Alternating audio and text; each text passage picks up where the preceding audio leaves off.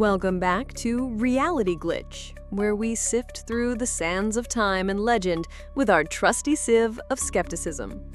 Today, we're opening a particularly dramatic chapter from the Book of Exodus, the 10 Plagues of Egypt, a series of spectacular special effects allegedly unleashed by a deity rather upset with Pharaoh's stubborn refusal to let his people go.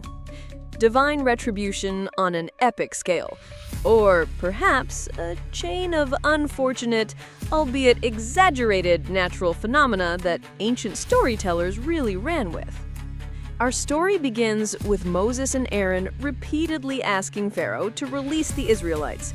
Pharaoh, in a masterclass of stubbornness that would make a mule blush, consistently says no. Apparently, his heart was hardened, sometimes by himself, sometimes by the deity in question. A bit of divine gaslighting, perhaps, to ensure the full 10-act drama could unfold? Regardless, this refusal sets the stage for a series of increasingly unpleasant, divine messages. First up, all the waters of Egypt turn to blood. The Nile, lifeblood of the nation, becomes a gruesome, undrinkable, fish-killing crimson tide. Egyptian magicians, to their credit, apparently replicate this feat on a smaller scale, which somehow doesn't convince Pharaoh. Miracle? Or perhaps a particularly severe bloom of red algae, like Oscillatoria rubescens, known to thrive in nutrient-rich, slow-moving waters and capable of turning them a startling blood red and killing fish. Just a thought. Next, an amphibian apocalypse. Frogs. Frogs everywhere. In your bed, in your kneading troughs, probably in your very dignified royal sandals. The land stank of them. Magicians do this one too. Pharaoh briefly relents, then, surprise, hardens his heart again once the frogs are gone, presumably leaving behind a colossal mess. Could a disruption in the Nile's ecosystem, like the aforementioned blood, have driven frogs seeking new, less toxic real estate en masse? Then come the smaller, buzzing annoyances. First, lice, or gnats from the dust, tormenting man and beast. This time, the Egyptian magicians throw in the towel, admitting this is the finger of God. Followed swiftly by swarms of flies, so thick they corrupt the land, but pointedly not in Goshen, where the Israelites lived. Selective pest control by a deity? Or perhaps different local environmental conditions favoring insect breeding after the frog population crashed, leaving no predators. Pharaoh's heart remains impressively tough. So a grievous murrain upon the livestock of Egypt. Horses, donkeys, camels, oxen, sheep, all die. Israelite livestock, naturally, remains untouched and presumably quite smug. A divinely targeted epizootic?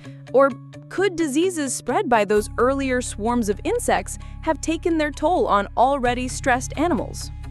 Still no dice from Pharaoh?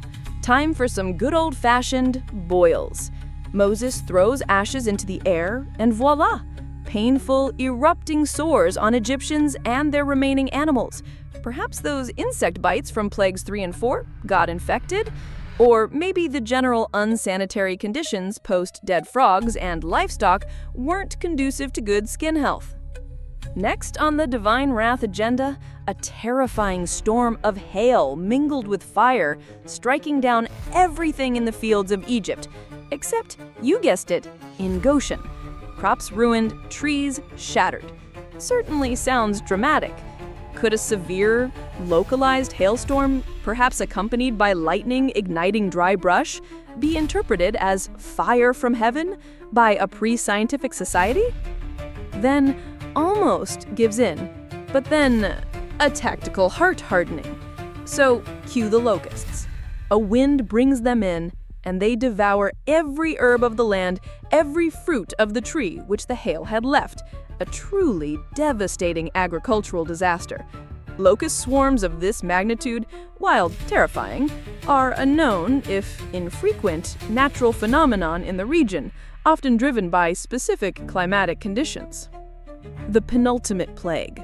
a thick darkness over all the land of Egypt for 3 days, a darkness which may be felt. Egyptians couldn't see each other nor rise from their place. Israelites, however, had light in their dwellings. A sandstorm or khamsin blotting out the sun for days is certainly plausible in Egypt, or perhaps a particularly dense volcanic ash cloud from a distant eruption like Pharaoh, which some scholars have linked to this period. Finally, the most devastating blow. At midnight, all the firstborn in the land of Egypt die, from the firstborn of Pharaoh to the firstborn of the captive, and all the firstborn of cattle. Only Israelite households marked with lamb's blood are spared. This one is harder to explain away with simple natural phenomena, often attributed by believers to direct divine action. Skeptics might explore theories related to food contamination affecting firstborn, who often had preferential food rights, or a rapidly spreading, targeted illness. Regardless, it's the tragic climax that finally breaks Pharaoh's will. So, the 10 plagues, a meticulously orchestrated series of divine punishments showcasing omnipotent power, or a chain reaction of ecological disasters, an algae bloom leading to dead fish and frog migration, followed by insect infestations, disease, and agricultural ruin, all perhaps exacerbated by a major weather event or volcanic activity, interpreted through the lens of a deeply religious culture attributing all fortune and misfortune to divine will. The narrative is undeniably powerful, but when we hold it up to the light of scientific knowledge and historical inquiry, the miraculous elements often look like exaggerated accounts of phenomena that, while severe, might have had entirely terrestrial explanations. The glitch, perhaps, is in taking a profound theological and cultural story as a literal, blow-by-blow historical and scientific record. Rivers of blood, skies dark as night, and a very stubborn Pharaoh. Divine intervention or a perfect storm of natural events. What's your take on the 10 plagues of Egypt? Let your theories rain down in the comments.